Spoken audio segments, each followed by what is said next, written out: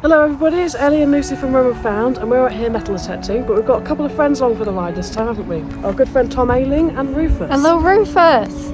Where is he? Down there. Let's see what we can find. Hello. Hello Rufus!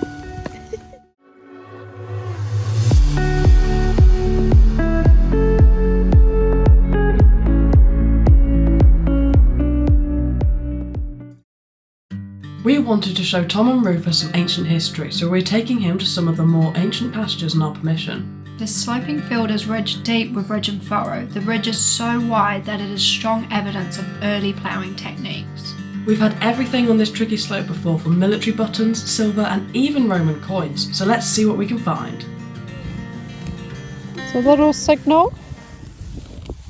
The signal's so small I can hardly pick it up again with the machine.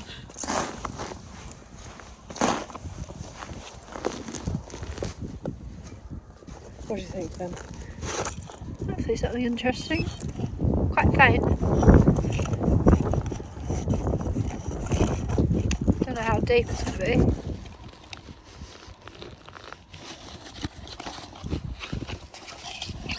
There, what's that? Oh, is it a buckle? I think it's a buckle. Hey! There we go. Oh, that's a nice one, that. Oh, can you see that nice decoration just there? Yeah. That's oh, wow. definitely medieval. I'd say 1150 to 1400. Oh, wow. Oh, first find! First find of the day. That's a beauty. This beautiful, ornate, single-loop oval buckle with its pin lip and lobe decoration actually dates from 1250 to 1400 AD and is a beautiful example of the long-lasting utilitarian type of buckle that would have represented the top end of the mass-production buckle market, especially if a buckle plate would originally have been attached to the small spine which you can see here. Quite interestingly, there would have been no buckles pre-Roman, and the buckles actually came in with the Romans, first invented to be used on their military equipment, but it wouldn't have become popular as a method of fastening straps in the civilian world until the late Roman period onwards.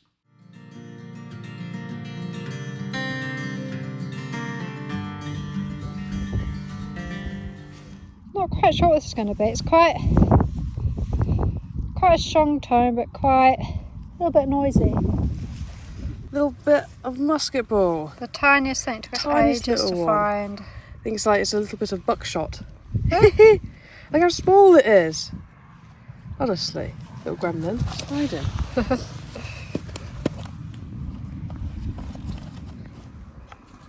There we go. Oh.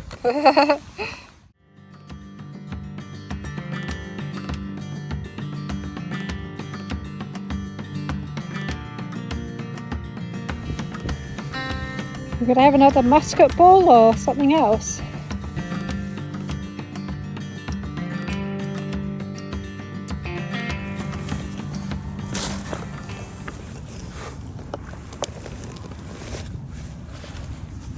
So it was 11, 12, was it? Yeah. Ooh, on target. Oh, Lead. lead. Bit of lead. Not a bad sign, nothing on it. So finding pieces of lead like this one, even when they aren't actually objects, are excellent signs of ancient activity because especially in the medieval period they used lead for everything, from mending pots to making tokens to more elaborate objects like seal matrices, and most items were home brewed, making it very common to find cast-off lumps like this one. What do we think this signal's going to be? Is it going to be a pellet or something more interesting? Nice decoration on that though. But a broken buckle. This rectangular buckle fragment, with its little, once again, lobed decoration like the previous buckle that we found, dates as well from 1250 to 1400 AD. And quite interestingly, buckles are by far the largest category of medieval and post-medieval dress accessory that is found, as we are definitely showing in this video, which is mostly because after the 13th century, due to changes in fashion and an increase in wealth, buckles become much more common in civilian life, and by the 16th century this particular type of buckle, the rectangular buckles, have completely replaced the D-shape and oval-shaped buckles much like the one we previously found in medieval fashion. And a fun fact about buckles is that the Latin word for buckle is bucula, which comes from the Latin word for cheek, bucca, and probably the result from buckles having been first invented to fasten the chin straps of Roman helmet cheek pieces. Some high-pitched 20s. Trash or coin? Whatever it is, literally there. Oh, is that it? What's that? What is it? Oh, Iron. iron. No. What is it though? What is It's it? weird. It's odd. Dunno. I've never actually seen anything like that before. Not what we wanted, I can tell you that.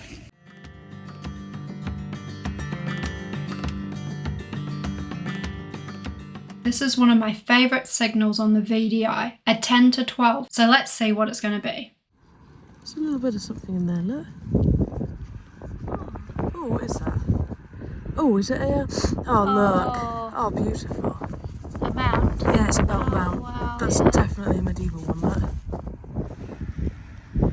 It's beautiful. Oh, yeah, they always remind me of little beetles, these ones. They do, don't they? Don't they? But they're really nice. And you can see on the back it's got the little studs where it would have fixed onto someone's belt or strap.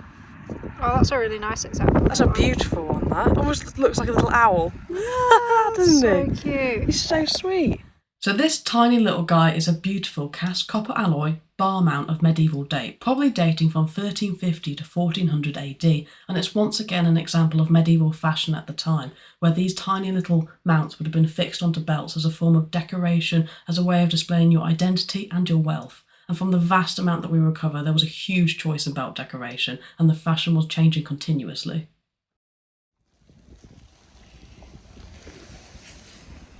Ooh, what have we got? What have you got? Another piece. It might just be a bit of coloration. Yeah, The there's a bit of soil. the soil coloration. Ooh. I feel like that's definitely something. Oh yeah. Is that a bit of decoration on there? I'll get the spritz on it. What have we got?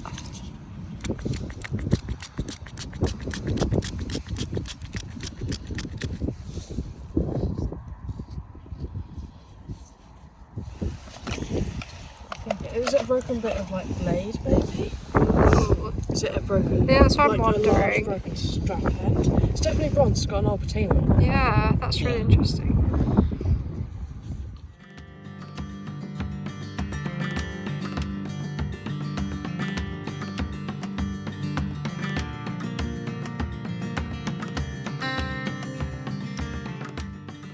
Another nice small target, so let's see what it's going to be.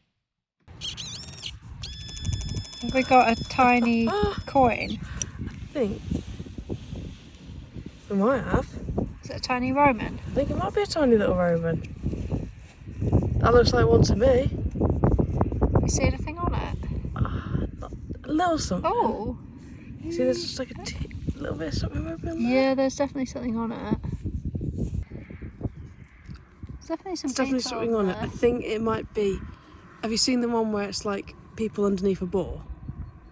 Oh, Yeah. yeah. Do you know what I can't remember quite what the god Anything is. on the other side? Should be. Oh, is that a little head? Oh, do we need to give it a spread? So should I give it a spritz? Yeah. This bronze Roman coin rather excitingly depicts the very famous legend of Romulus and Remus, showing the twins suckling on the she-wolf. It is thought to be one of the first ever commemorative coins and would have been issued under the reign of Constantine the Great between 332 and 346 AD. The portrait, instead of featuring the emperor as was the norm, features the patron saint of Rome known as Roma, and it would have been issued at the same time as another coin that commemorated Constantine's new eastern capital of the empire, Constantinopolis. See him? Facing left. Yeah, facing left, that's it. Let's see. So this is actually a type that we've not found before, because I think it is the twins underneath the she-wolf, Romulus and Remus. But why is the legend so important? Well, the legend is all about the founding of the city of Rome, and the story goes that the twins Romulus and Remus, fathered by the war god Mars, were born by their mother Rhea, but ordered to be drowned, they were cast into the Tiber River. Once in the river, the infants floated down the river in the trough that they were placed in and came to rest at the site of the future city of Rome. Once there, a she-wolf and a woodpecker, both sacred to Mars, suckled and fed them until they were found by the herdsman Faustulus. Reared by Faustulus and his wife, the twins founded a town on the site where they had been saved. Then the tale gets a bit tough as Romulus goes on to build a city wall, kill his brother, and abduct all the women from a nearby town to help populate his town, and the city of Rome is formed. And you could just see the heads of the two twins underneath the I love the wolf just there. That's such a cool find. I feel like it's an iconic Roman coin to find. It really is. Absolutely. A small one, but... With our first Roman coin bearing the she-wolf, I think Rufus has certainly brought us some canine luck here. If you're loving our digging adventures, please remember to hit that subscribe button and follow our channel.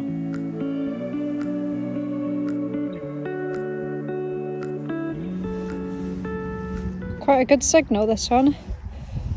Da da da da. We're getting our hopes up for no reason. What can you see, Ellie? It's literally right on top of it.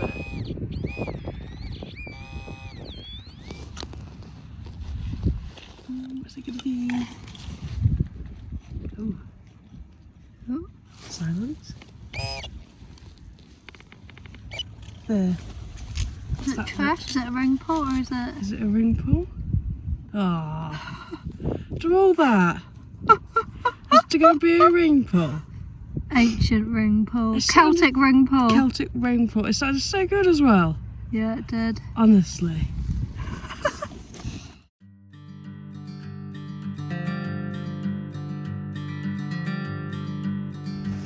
What have we got? 9, 10, 8, 9, 11. Oh, there it is. Did you see it pop out? Yeah. Just there, look. Little bullet. Ye oldie bullet. Quack.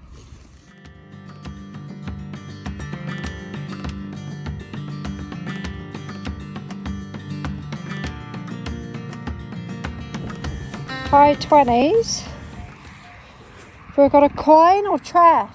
After a couple of trashy finds, let's hope this is something worth digging. That got it? Oh, I'm gonna head down here. Oh, is it a pocket watch? Is it? I think that might be a pocket watch, you know? Oh. They look shiny. Is it? Is it? Or is it a cap? Or... I think that's got it. yeah. I feel like that's got it loosened. Oh, I think it is, look. Oh yeah. It's definitely a pocket watch. Oh yeah, that's awesome. How cool's that? Isn't it weird to think that we've never found a pocket watch before? And now we've found two. That's awesome. Oh, I wish I had the face still. They never do. They never do they? Oh, cool. You can see the bottom dial. Yeah. Yeah. Usually they like have nothing on them. It's got the minute hands. Yeah. Somehow. We very rarely find pocket watches, but since finding one in our first visit to the Fate Field, we've now uncovered one with pretty much all of the mechanical workings inside them. And that's so exciting because pocket watches were such an important status piece amongst the gentlemen of the upper classes. They were an item so treasured that they would have been passed down through the male lines of the family as heirlooms. Somebody would have been very gutted to lose this for sure. And even for the more middle and lower classes of society, the humble pocket watch became an incredibly important item, as whilst they may have lacked the glitz and the glam of the pocket watch of the elite, many workers relied on a pocket watch for accurate timekeeping, for example, railroad workers.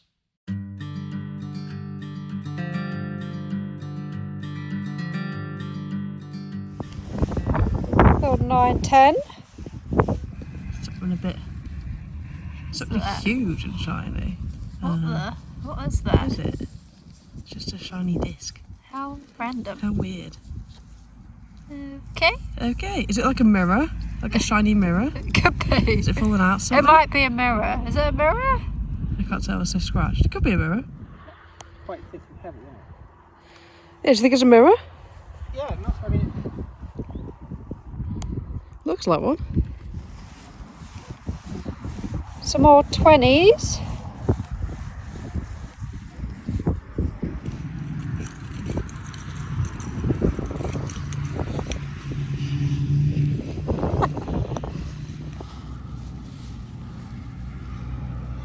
Button? Button. What type of button? Anything? I think it's a dandy button. Cool. It's a big old dandy button. First button of the day. It's our first button of the day. Shank still attached, look. It's not a bad button.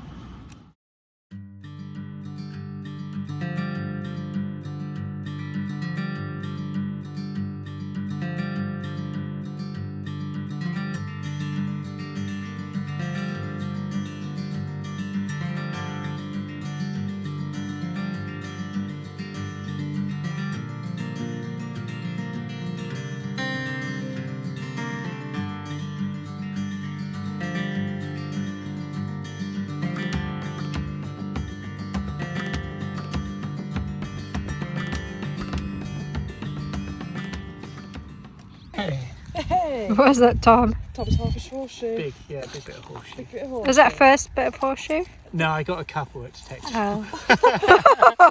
I'm a seasoned horseshoe collector. We took Tom to Detectival for his first ever digging experience. If you go and watch his digging episode, you can see all the great artefacts he uncovered on his first ever dig. 15, 16. So I think what we have here, Ooh. look, it's pigeon ring. Oh, cool. So we found a couple of these before, and they're quite modern, and you can actually tell this one's from 1991. Look, because that's what that little number means. Same age as me. Same age as you.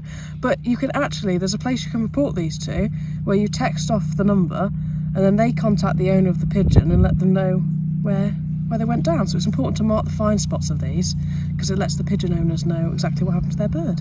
Yeah. Brilliant. Very cool, isn't it? Because the X will be the organisation number, so I'm not quite sure what X is.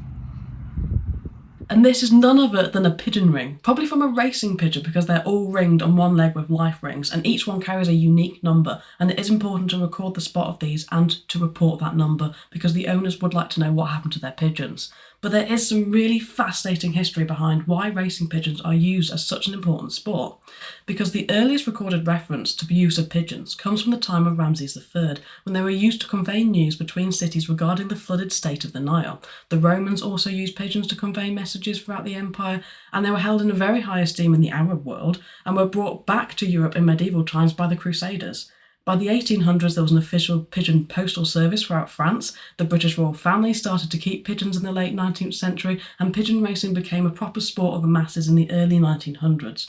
Of course, they were famously used as message carriers during World War I and World War II, with 250,000 birds being used. Pigeon racing was suspended at this time, and birds of prey along the coast of Britain were culled so that British pigeons could arrive home unhindered. There was even a medal for them, the PDSA Dicking Medal, which was awarded to any animal displaying conspicuous gallantry and devotion to duty. Of the 53 Dicking medals that were presented during World War II, 32 of those actually went to pigeons. If you enjoyed the Roman history that we uncovered during this episode and you want to know more, you should check out our latest tour of Roman York. And if you want to see more of Tom, then be sure to head on over to his first ever dig at Detectival. Thanks for watching! If you're feeling inspired and want to get out digging, then we've got a 10% discount code off at LP Metal Detecting, so treat yourself to some new gear. The link's in the description.